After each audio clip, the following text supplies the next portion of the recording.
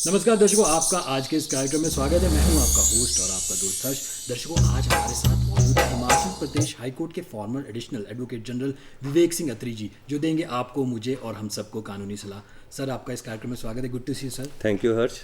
जी दर्शकों, आज हम विवेक सिंह अत्री जी से जानने वाले हैं क्रिमिनल जस्टिस सिस्टम के बारे में, यानी कि आपराधिक न्याय प्रणाली किस प्रकार से कार्य करती है।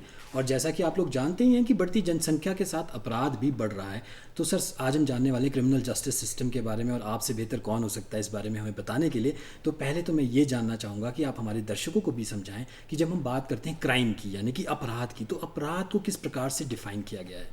देखिए, जो अपराध है हमारे जो न्याय प्रणाली है उसमें बहुत सारे एक्ट्स दिए गए हैं, कोड्स दिए गए हैं। जैसे इंडियन पिनल कोड है, बहुत सारे ऐसे एक्ट्स हैं, डोमेस्टिक वायलेंस एक्ट है। तो उसमें जो भी एक्ट्स में जो भी कोई ऐसा कार्य जिसके लिए सज़ा दी गई है या फाइन दिया गया है, उसको ऑफेंस के तरह ट्रीट किया जाता है और वो ऑफेंस माना जाता है। जो भी कोई ऐसी कार्य जिससे किसी को क्षति पहुंचती है या जो लीगली जिसको ये किया जाता है कि इसके लिए सज़ा दी जाती है, जी, तो वो सारी चीज़ें क्राइम्स में, ऑफेंसेस में इंक्लूड होती सर, जब हम क्राइम की बात करते हैं, हम अपराध की बात करते हैं, और हम देख भी रहे हैं कि बढ़ती जनसंख्या के साथ भी कहीं ना कहीं अपराध बढ़ रहा है। कुछ लोग ये कहते हैं कि कहीं ना कहीं लोगों में जो अवेयरनेस है उसकी कमी आ रही है, और बहुत सारे ऐसे रीजंस लोग कोट करते हैं, एजुकेशन और ये सारी चीज़ें। बट मैं आपसे जानना चाहूँगा, जब हम अपराध की बात करते हैं, हम क्राइम की बात करते हैं, तो कितने प्रकार के अपराध हो सकते हैं। देखिए, अपराध बहुत तरह के हैं। जैसे क्राइम है, पर्सन के ऊपर क्राइम है, जैसे रेप हो गया, मर्डर हो गया, किसी को थप्पड़ मारना हो गया, किसी का गला पकड़ना हो गया, ये पर्सनल क्राइम्स में आता है। क्राइम अगेंस्ट प्रॉपर्टीज़ होती हैं, जैसे किसी का घर जला दिया, किसी के घर के अंदर घुस के वैंडलाइज कर दिया, तोड़ फोड़ कर दी, ऐसे। फिर ऑर्गेनाइज क्राइम्स होते हैं, जैसे कोई एनडीपीएस का है, कोई चिट्टा आजकल बहुत चला है, बहुत यंग बच्चों में चिट्टा चला है। तो चिट्टा कहाँ से आया? किसी कंट्री से आ रहा है, कोई मैन्युफैक्चर कर रहा है, उसको लेके आ रहा है, इंडिया में कोई सप्लाई कर रहा है, डीलर्स हैं, उसके बाद वो कोई ड्रग पेडलर है, उसके बाद उसको कोई बच्चा या कोई यंग बॉय उसको ले रहा है। तो जितने भी लोग उसमें सम्मिलित हैं वो सारे ऑर्गेनाइज क्राइम में आते हैं। तो जैसे ऐसे ऑर्गेनाइज क्राइम बहुत करप्शन से रिलेटेड भी होते हैं। फिर जैसे ऑफेंसेस होते हैं, कॉग्निजेबल ऑफेंसेस होते हैं, नॉन कॉग्निजेबल होते हैं। तो जैसे कॉग्निजेबल ऑफेंस है जिसमें जो पुलिस ऑफिसर है वो कॉग्निजेंस बिना अरेस्ट वारंट के, बिना परमिशन के ले सकता है, किसी को भी अरेस्ट कर सकता है, किसी से पूछताछ कर सकता है, किसी को पकड़ सकता है। अगर पुलिस ऑफिशियल को ये लगता है कि उस जो व्यक्ति है उसने कोई ऐसा क्राइम कमिट किया है, या थेफ्ट का कोई सामान लेके जा रहा है, या कोई मर्डर करके आ रहा है, कोई रेप करके आ रहा है, कोई तोड़ फोड़ करके आ रहा है, तो पुलिस वाला जो पुलिस ऑफिशियल है उनको पकड़ सकता है। वैसे ही नॉन कॉग्निजेबल है, जिसमें पुलिस जो अथॉरिटी है उनको पहले परमिशन लेनी होती है और तब वो पुलिस स्टेशन बुला सकते हैं या उनकी वहीं जाके पूछताछ कर सकते हैं। जी सर, आपने जिक्र किया बहुत सारे ऐसे ऑफेंसेस होते हैं, चाहे वो कॉग्निजेबल हो चाहे नॉन कॉग्निजेबल हो।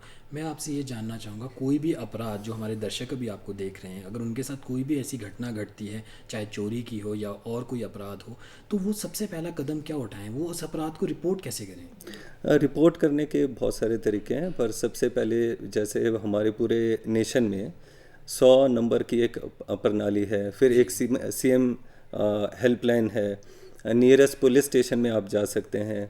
आप सब लोगों के पास आज की डेट में मोबाइल फ़ोन है, आप मोबाइल फ़ोन पर पुलिस को कॉल कर सकते हैं। पुलिस स्टेशन में जाके आप अपना उसको बयान दर्ज करवा सकते हैं, लिखित रूप से करवा सकते हैं। मौखिक रूप से अगर आप करवाएंगे तो पुलिस जो अथॉरिटीज़ वहाँ हैं वो उनको लिखेगी और फिर उसके ऊपर एक्शन लेते हैं। जी, और सर, जब हम जिक्र करते हैं कोई भी अपराध घटता है, तो कई बार हम देखते हैं कि एफआईआर उस पर की जाती है। तो आप अगर हमारे दर्शकों को बताइए, जो एफआईआर है ये है क्या? और आजकल हम ये भी सुनते हैं कि एफआईआर और ज़ीरो एफआईआर, तो इन दोनों में क्या फ़र्क है? देखिए, जो एफआईआर है वो है जो प्राथमिक आप सबसे पहले सूचना देते हैं, फर्स्ट इंफॉर्मेशन रिपोर्ट। सबसे पहले जो आप इंफॉर्मेशन देते हैं जो इंस्टेंट होती है उसको एफआईआर बोला जाता है। और आप जैसे ही आप पुलिस को कॉल करते हैं और आपको लगता है, अगर आप सोसाइटी में भी हैं और आप देख रहे हैं कि कोई मार पिटाई हो रही है और आपने पुलिस को कॉल किया है, तो वो पुलिस उसमें एफआईआर करती है, क्योंकि वो आपकी फर्स्ट इन्फॉर्मेशन है। ज़ीरो एफआईआर का जो आपने अभी बताया, ज़ीरो एफआईआर एक न्यू कंसेप्ट है पहले क्या होता था कि बहुत सारे ऐसे केसेस हुए हैं जो एक जुरिस्डिक्शन में होते थे, जहां एक पुलिस स्टेशन का जुरिस्डिक्शन है, दूसरे पुलिस स्टेशन का है, और बीच में कुछ ऐसा इंसिडेंट हुआ है और ये अनसर्टेन करना मुश्किल है कि ये इस पुलिस स्टेशन का केस है या दूसरे पुलिस स्टेशन का है जी। ऐसे में कई बार जस्टिस का डिले होने की संभावना होती थी। ये निर्भया केस में बहुत लोगों ने निर्भया केस देखा, पूरे नेशन वाइड निर्भया केस चला है। उसमें ये देखा गया कि निर्भया में जो पुलिस अथॉरिटीज़ जो एकदम नहीं पहुंची, वो एक यही रीज़न था कि दो पुलिस स्टेशन के बीच में ये था कि ये हमारा है कि दूसरे पुलिस स्टेशन का है। तो जस्टिस वर्मा की जब कमेटी बैठी, जस्टिस वर्मा ने एक ज़ीरो एफआईआर का कंसेप्ट दिया कि कोई भी आदमी कहीं भी ज़ीरो एफआईआर करा सकता है किसी भी पुलिस स्टेशन में। वो एफआईआर का नंबर ज़ीरो होगा, इसलिए उसको ज़ीरो एफआईआर बोलते हैं। और उसके बाद जो पुलिस अथॉरिटीज़ हैं वो देखेंगी कि ये जो ऑफेंस है ये किस थाने के अंतर्गत हुआ है, फिर उस थाने में वो एफआईआर चढ़ेगी और फिर उसका नंबर डाला जाएगा। तो ज़ीरो एफआईआर ये है। जी सर, कई बार हम ये भी देखते हैं कि कुछ लोगों की ये ग्रीवियंसेस होती हैं कि जब वो अपनी कंप्लेंट लेके जाते हैं तो इमीडिएटली एफआईआर दर्ज नहीं होती या पुलिस एफआईआर दर्ज ही नहीं करती। तो ऐसे मामलों में आप हमारे दर्शकों को और जिनके साथ कोई ऐसी घटना घट रही है उनको आप क्या सलाह देना चाहेंगे? देखिए, बहुत लोगों का मानना है कि पुलिस हमारी बात नहीं सुनती और एफआईआर नहीं करती। ऐसा भी नहीं है, क्योंकि पुलिस को कई बार थोड़ा प्रिलिमिनरी इंक्वायरी करनी होती है कि एफआईआर करनी भी चाहिए कि नहीं करनी चाहिए, क्या एफआईआर का केस बनता है कि नहीं बनता। बहुत सारे ऐसे लोग होते हैं जो प्रेशराइज करते हैं उस टाइम पुलिस को कि नहीं आप हमारी एफआईआर करो। कई बार ईगो टसल होता है, कई बार ऑब्वियसली कुछ जो पार्टीज होती हैं वो एग्रीव्ड होती हैं। इन एनी केस अगर किसी अग्रीव्ड आदमी को, जो आहत है आदमी, उसको लगता है कि एफआईआर मेरी नहीं हो रही या मेरी पुलिस में सुनवाई नहीं हो रही या किसी कारणवश कोई प्रेशर ऐसा है कि पुलिस एफआईआर नहीं कर रही, तो वो हायर अथॉरिटीज़ के पास जा सकती है, एसपी साहब के पास जा सकती है, डीजीपी के पास जा सकती है। बहुत सारे और हैं, सीएम हेल्पलाइन जैसे मैंने अभी आपको बताया, सीएम हेल्पलाइन में जा सकती है।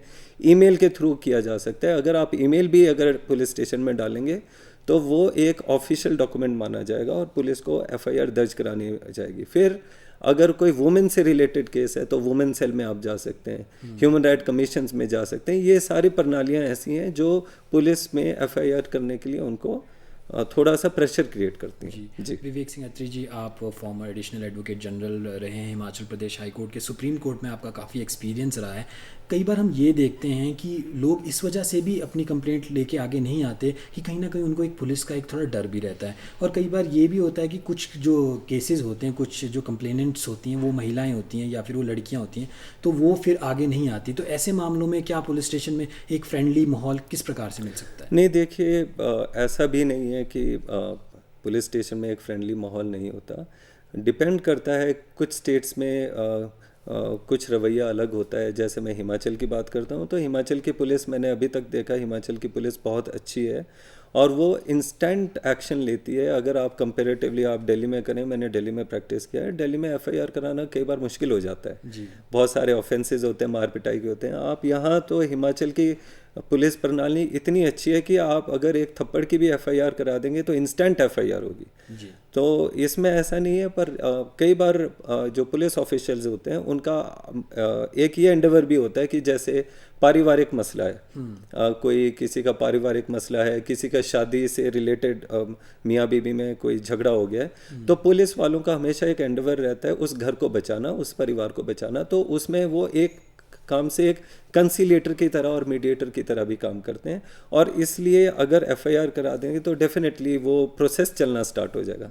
तो इससे पहले वो एक बार कोशिश करते हैं कि किस तरह से वो इन चीज़ों से बचा जाए और पार्टीज को आपस में मिलाया जाए। जी सर, आपने जिक्र किया कि एफआईआर दर्ज हो जाती है तो कहीं ना कहीं प्रोसेस स्टार्ट हो जाती है। तो मैं ये जानना चाहूँगा कि एफआईआर दर्ज होने के बाद प्रोसेस किस प्रकार से स्टार्ट होती है, पुलिस क्या कार्रवाई करती है, इन्वेस्टिगेशन कैसे करती है और किस प्रकार से केस बनता है? देखिए, पहले तो एफआईआर होगी, उसके बाद जो इन्वेस्टिगेटिंग ऑफिसर है वो मौके पर आएगा, मौके पर वो बयान लेगा। अगर स्पॉट मैप है वो नक्शा बनाएगा, उसके बाद कई सारे विटनेसेस के बयान, कोई चश्मदीद गवाह हो सकता है, कोई मौके का गवाह हो सकता है, कोई सीजर मेमो है तो कोई चीज़ें जब्त करनी होती हैं, कभी कोई डॉक्यूमेंट जब्त करना है, वेपन ऑफ ऑफेंस जब्त करना है, वो जब्त करते हैं, उसकी स्टेटमेंट्स होती है। बहुत लंबा प्रोसेस है। हमको लगता है कि सिर्फ एफआईआर ही एक ऐसी चीज़ है और वो करा के सब कुछ हो जाता है, पर ऐसा नहीं है। एक बहुत लंबा प्रोसेस इन्वेस्टिगेशन का चलता है, और जब वो इन्वेस्टिगेशन पूरी हो जाती है तो पुलिस जो अथॉरिटी है, जो इन्वेस्टिगेटिंग जो ऑफिसर है, वो एक निष्कर्ष पर पहुंचता है। जी। और सर कई बार हम ये भी देखते हैं कि एफआईआर होने के बावजूद दो पार्टीज़ के बीच समझौते होने की गुंजाइश होती है। तो अगर एफआईआर हो चुकी है तो उसके बाद क्या वो विड्रॉ कर ली जा सकती है या फिर कॉम्प्रोमाइज़ हो सकता है? बिल्कुल बिल्कुल। हमारा जो क्रिमिनल जस्टिस सिस्टम है वो बहुत ज़्यादा फ्लेक्सिबल है। 320 सेक्शन है सीआरपीसी का, वो कंपाउंडिंग के लिए है, जिसमें आप ऑफेंसेस को कंपाउंड करा सकते हैं। और आपस में अगर कोई मतभेद हैं, जैसे कोई पड़ोसी हैं, कोई रिलेटिव्स हैं, उनके आपस में बीच में मतभेद हो गए तो ऑब्वियसली एफआईआर वापस ली जा सकती है, और वो कंपाउंड हो सकते हैं, ऑफेंसेस कॉम्प्रोमाइज़ हो सकते हैं। कॉम्प्रोमाइज़ आजकल देखा गया, कॉम्प्रोमाइज़ डीड बनती हैं। तो ऐसा नहीं है, आप एफआईआर भी वापस ले सकते हैं, पर वो उन मैटर्स में होता है जो मैटर थोड़े लाइटर ऑफेंस के होते हैं। तो अगर हीनियस ऑफेंस होगा तो एफआईआर एकदम वापस नहीं होती। जी। सर एफआईआर होने के बाद जो कंप्लेनेंट है, क्या उसको एक सरकारी वकील प्राप्त होता है? उसको क्या क्या बेनिफिट्स दिए जाते हैं? देखिए, जैसे ही एफआईआर होती है और उसके बाद जो चलान है, जो चार्जशीट पेश होता है, तो कंप्लेनेंट की साइड से हमेशा स्टेट ही लड़ती है, और स्टेट के जो नीचे जैसे एडीए होते हैं, एपीपी होते हैं, वो केसेस लड़ते हैं। वो उसमें कंप्लेनेंट को कोई 1 रुपया भी मात्र खर्चने की ज़रूरत नहीं होती, और वो सारी प्रणाली जो है और जितना भी केस लड़ा जाता है वो गवर्नमेंट के फंड्स पे ही लड़ा जाता है। जी सर, हमने बात की कंप्लेनेंट की। आपने कहा कि कंप्लेनेंट एक बार एफआईआर दर्ज करता है या करती है तो उसके बाद स्टेट उसके बिहाफ पे फाइट करता है। मैं ये जानना चाहूँगा अक्यूज़्ड के क्या राइट्स हैं, क्योंकि कई बार हम लोग ये अक्सर कहते हैं कि मेरे ऊपर गलत एफआईआर हो गई है या मेरे ऊपर जानबूझ के एफआईआर कर दी गई है। तो ऐसे मामलों में अक्यूज़्ड के क्या राइट्स हैं? जब एफआईआर होती है तो वो किस प्रकार से अपनी उसको आगे लेके जाए? ये आपका जो क्वेश्चन है, आपने बहुत ही अच्छा क्वेश्चन पूछा है, क्योंकि अक्सर लोगों को ये लगता है कि जो न्याय प्रणाली है वो एक पीड़ित वर्ग के लिए है। ऐसा भी नहीं है। हमारा जो जस्टिस सिस्टम है उसमें ये बोलते हैं कि person is presumed to be innocent unless found guilty. मतलब जब तक उसको दोषी करार नहीं दिया जाता गवाहों के बयानात पर, हर एक चीज़ पर, तब तक उसको इनोसेंट माना जाता है, जैसे उसने अभी कुछ किया नहीं है। तो बहुत सारे ऐसे एक्यूज़ के राइट हैं। जैसे एक्यूज़ का एक राइट है कि उसको पता होना चाहिए कि मेरे ऊपर ऑफेंस क्या हुआ, मेरे ऊपर एफआईआर कौन सी हुई है, और मेरी जो चार्जशीट मेरे खिलाफ फाइल की गई है वो क्या की गई है। तो एफआईआर की कॉपी, चार्जशीट की कॉपी मिलती है। फिर अगर सपोज़ कोई जो आपका एक्यूज्ड है, अगर उसको लगता है कि उसके पास पैसे नहीं है, तो सरकार लीगल एड के थ्रू काउंसिल करते हैं। हमारा एक बहुत बड़ी प्रणाली बनी है जिसमें वो नेशनल लेवल से स्टेट लेवल और डिस्ट्रिक्ट लेवल पर है, नेशनल लीगल सर्विसेज अथॉरिटी। तो उससे हम एक एडवोकेट्स को दे सकते हैं। दूसरा, बहुत अगर मान लो सपोज़ कभी ऐसा होता है कि एक्यूज्ड है, उसको लगता है कि इसमें बहुत ज़्यादा मेरे ट्रायल में देरी हो रही है, तो वो कोर्ट का दरवाज़ा इसलिए भी खटखटा सकता है कि इसको थोड़ा स्पीडी जस्टिस किया जाए, ताकि मेरा ट्रायल, क्योंकि अल्टीमेटली वो एक मेंटल एग्नी है। तो आदमी जो एक्यूज्ड है वो बेल ले सकता है, वो कोर्ट का दरवाज़ा खटखटा सकता है। अगर उसको एप्रीहेंशन है तो उससे पहले वो एंटीसिपेटरी बेल भी ले सकता है। अगर उसको अरेस्ट कर दिया गया है तो वो रेगुलर बेल भी ले सकता है। तो ऐसे बहुत सारे राइट्स हैं। ऐसे ही नहीं है कि विक्टिम के लिए राइट्स हैं, एक्यूज के लिए भी बहुत सारे राइट्स हैं। और अत्री जी, मैं ये भी जानना चाहूँगा, कई बार लोगों को ये लगता है कि जो एफआईआर है वो गलत की गई है, पुलिस ने ढंग से शायद इन्वेस्टिगेट नहीं किया, तो ऐसे मामलों में क्या हायर कोर्ट्स में जाके वो क्वाशिंग भी करवा सकते हैं? बिल्कुल बिल्कुल, ये आप बहुत अच्छा आपने क्वेश्चन पूछा है। ऐसा बिल्कुल होता है कि अगर एक्यूज को ये लगता है, ये भी एक एक्यूज का ही राइट है, अगर एक्यूज को लगता है कि कहीं ना कहीं मेरे ऊपर पुलिस ने गलत ऑफेंस लगा दिए, चार्जशीट फाइल कर दी है या एफआईआर या इन्वेस्टिगेटिंग स्टेज में ही है, तो एक्यूज जो है वो हाई कोर्ट में जा सकता है, एक पिटीशन फाइल कर सकता है और हाई कोर्ट को बता सकता है कि ये मेरे ऑफेंस से, ये जो ऑफेंस मेरे ऊपर जो बनाया गया या एफआईआर मेरे ऊपर जो बनाई गई ये निराधार है, और वो अपने वहाँ फैक्ट्स रख सकता है, कुछ सपोर्टिंग डॉक्यूमेंट्स वो दे सकता है। अगर कोर्ट को लगता है कि ये बिल्कुल जो पिटिशनर बोल रहा है वो बिल्कुल ठीक है, तो डेफिनेटली कोर्ट क्वैश करता है। पर अगर कोर्ट को ये लगता है कि इसमें कहीं ना कहीं इसकी थोड़ा सा ये संलिप्त है या कहीं ना कहीं इसकी भागीदारी है, तो कोर्ट उसको फिर क्वैश नहीं करता और कोर्ट बोलता है कि आप नीचे से ट्रायल लें, और अगर ट्रायल कोर्ट में आपकी एक्विटल होती है तो फिर वो अलग चीज़ है। जी सर, कई बार हम ये भी देखते हैं जो कंप्लेनेंट होता है वो कई बार अपने बयान पुलिस के आगे दर्ज नहीं करवाना चाहता, तो क्या वो डायरेक्टली मैजिस्ट्रेट के पास भी अपने बयान दर्ज करवा सकता है? बिल्कुल करवा सकता है। ऐसा जैसे एक 164 सीआरपीसी एक है जिसमें स्टेटमेंट मैजिस्ट्रेट के सामने ओथ पर होती है, तो मैजिस्ट्रेट के पास वो वैसे भी करा सकता है।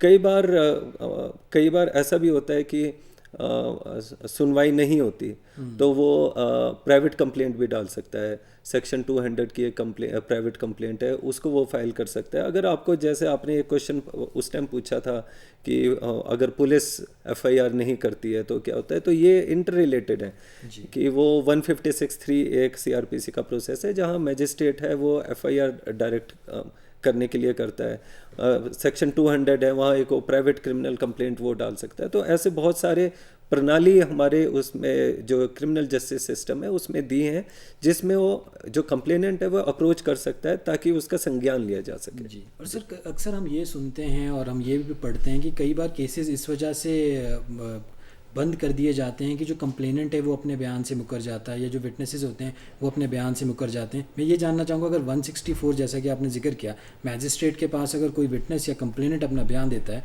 और उस पर अगर वो मुकर जाता है तो फिर ऐसे में क्या निष्कर्ष निकाला जाए?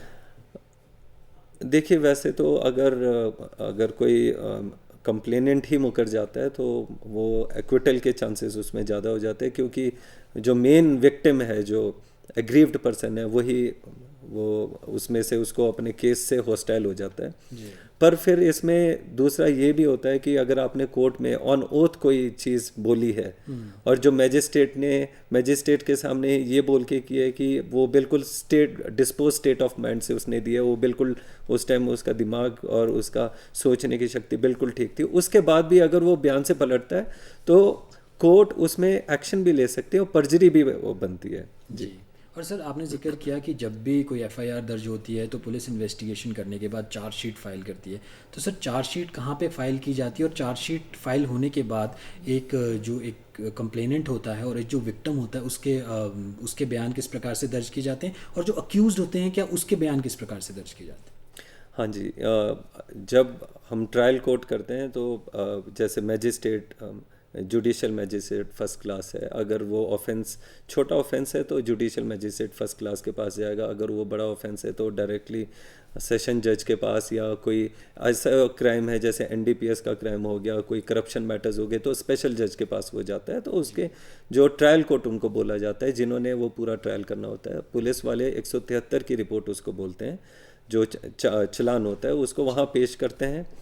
उसके बाद जो कंप्लेनेंट है, जो प्रोसिक्यूशन विटनेस का एविडेंस स्टार्ट होता है, जितने भी गवाह प्रोसिक्यूशन के जो सरकारी गवाह हैं उनके बयान लिए जाते हैं। और उसमें जब वो बयान, सपोज एक आदमी ने किसी ने बयान दिया है, तो जो एक्यूज्ड है, जो अपने डिफेंस में वो क्रॉस एग्जामिनेशन कर सकता है, अपने आप भी कर सकता है और अपने एडवोकेट के थ्रू वो कर सकता है। तो जितने भी सारे स्टेट के जो विटनेसेस हैं उनको वो क्रॉस एग्जामिनेशन कर सकता है। और उसके बाद एक एक्यूज की भी 313 की स्टेटमेंट रिकॉर्ड होती है और उसमें एंड में एक सवाल पूछा जाता है कि whether you want to lead any defence evidence. अगर वो उसको बोलता है कि मुझे डिफेंस देना है, तो वो भी अपना डिफेंस विटनेस वहाँ प्रोड्यूस कर सकता है। जी। और सर आप इतने सीनियर लॉयर हैं और आपने बोला कि जब भी केस किया जाता है तो कहीं ना कहीं क्रॉस एग्जामिन किया जाता है, और हाल फिलहाल में अगर आप टेलीविज़न और न्यूज़पेपर भी हम पढ़ रहे हैं तो हम देख रहे हैं कि क्रॉस एग्जामिनेशन कितना इंपॉर्टेंट होता है केस के लिए। तो आप हमारे दर्शकों को बताइए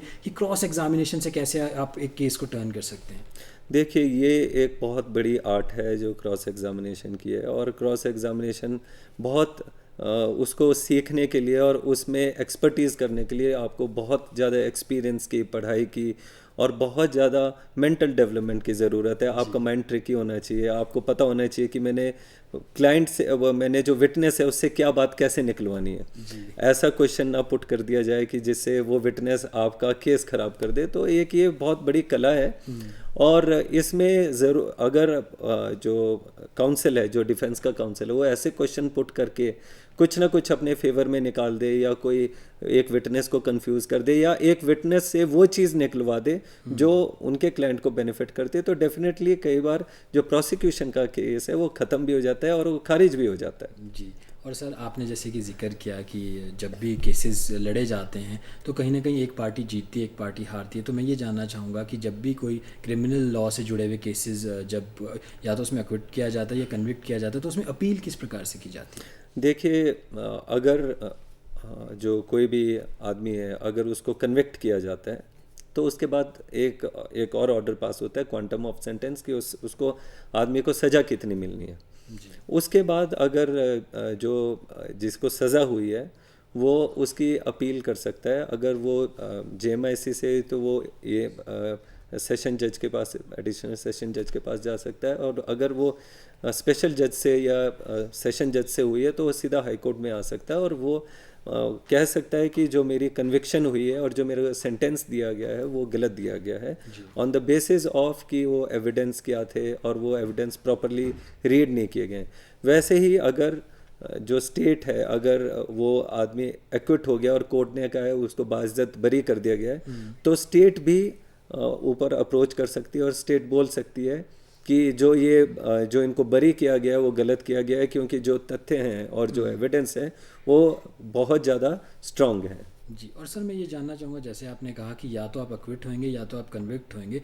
अगर कोई व्यक्ति अक्विट होता है पूरी ट्रायल लेने के बाद, एफआईआर दर्ज होने के बाद, ट्रायल भी हम अक्सर देखते हैं कि काफ़ी लंबा चलता है, तो उसके बाद जो वो सफ़र करता है तो उसके लिए वो क्या करे, क्या रेमेडी आप उसको सजेस्ट करेंगे? देखिए, वैसे हमारे क्रिमिनल सिस्टम में काफ़ी रेमेडीज़ दी गई हैं। एक कंपनसेशन की भी एक रेमेडी है कि अगर किसी को ये लगता है कि वो बहुत ज़्यादा डिटेंशन में रहा गया, और ऐसे बहुत सारे केसेस बहुत पहले हुए भी हैं जिसमें इलीगल डिटेंशन थी या प्रोलॉन्ग डिटेंशन थी, बहुत टाइम से वो आदमी जेल में था और बाद में एक्विट हो गया, या कोर्ट को लगा कि ये जो आदमी है ये पुलिस वजहों की किसी गलती से इतने साल तक जेल में रहा, तो उसके लिए एक कंपनसेशन का प्रावधान दिया है। वो दो प्रकार से है कि अगर कंप्लेनेंट ने जानबूझ के कोई गलत वो करवाई है तो कंप्लेनेंट के ऊपर भी मैजिस्ट्रेट कंपनसेशन का ऑर्डर कर सकता है, जो कंप्लेनेंट को देना होगा या इन्फॉर्मर को देना होगा। सेम वे स्टेट के ऊपर भी है कि अगर जो सेशन जज है वो उनको लगता है कि ये इनको कंपनसेशन मिलना चाहिए तो कंपनसेशन देता है। ऐसा नहीं है, सुप्रीम कोर्ट और हाई कोर्ट में ऐसे बहुत ऑर्डर्स हुए हैं जिसमें पहले भी कंपनसेशन मिला है। जी। विवेक सिंह अत्री जी, आप हमारे इस कार्यक्रम में आए, आपने क्रिमिनल जस्टिस सिस्टम के बारे में इतनी सारी बातें हमारे दर्शकों को समझाई, उसके लिए बहुत बहुत शुक्रिया। Thank you हर्षजी, thank you. दर्शकों, आज के कानूनी सलाह कार्यक्रम में बस इतना ही। अब मुझे दीजिए इजाज़त। नमस्कार।